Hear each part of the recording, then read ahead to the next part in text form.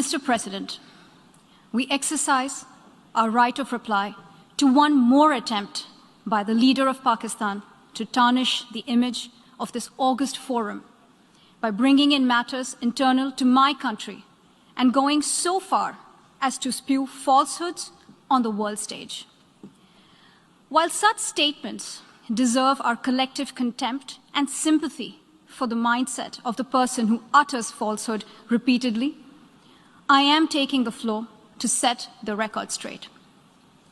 Regrettably, this is not the first time the leader of Pakistan has misused platforms provided by the UN to propagate false and malicious propaganda against my country, and seeking in vain to divert the world's attention from the sad state of his country, where terrorists enjoy free pass while the lives of ordinary people, especially those belonging to the minority communities, are turned upside down.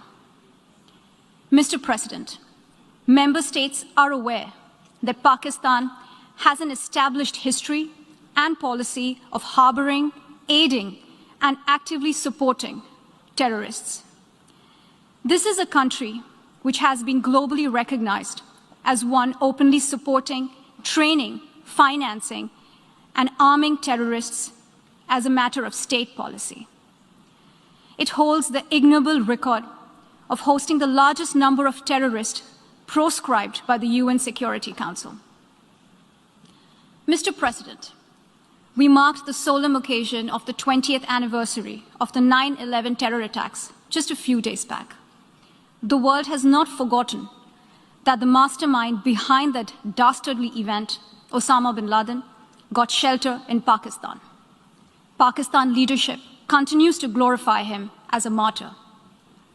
Regrettably, even today, we heard the leader of Pakistan trying to justify acts of terror.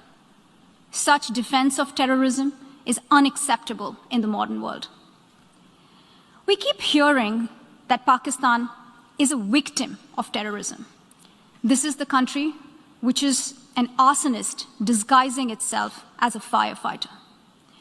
Pakistan nurtures terrorists in their backyard in the hope that they will only harm their neighbors. Our region, in fact, the entire world, has suffered because of their policies.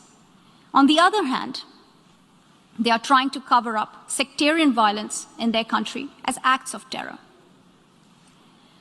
Mr. President, this is also the country that still holds the despicable record in our region of having executed a religious and cultural genocide against the people of what is now Bangladesh. As we mark the 50th anniversary this year of that horrid event in history, there is not even an acknowledgement, much less accountability. Today, the minorities of Pakistan, the Sikhs, the Hindus, the Christians, live in constant fear and state-sponsored suppression of their rights. This is a regime where anti-Semitism is normalized by its leadership and even justified. Dissenting voices are muzzled daily, and enforced disappearances and extrajudicial killings are well documented.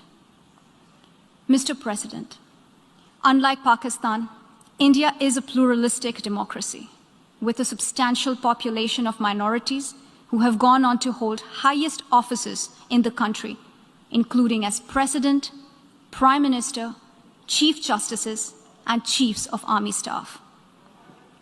India is also a country with a free media and an independent judiciary that keeps a watch and protects our Constitution. Pluralism is a concept which is very difficult to understand for Pakistan, which constitutionally prohibits its minorities from aspiring for high offices of the state.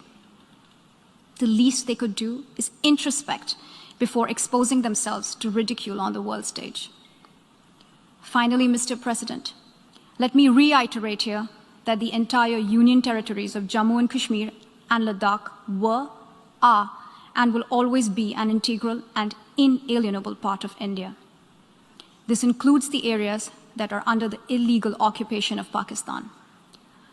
We call upon Pakistan to immediately vacate all areas under its illegal occupation.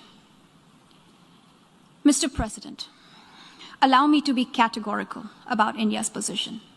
We desire normal relations with all our neighbors, including Pakistan. However, it is for Pakistan to work sincerely towards creating a conducive atmosphere, including by taking credible, verifiable, and irreversible actions to not allow any territory under its control to be used for cross-border terrorism against India in any manner.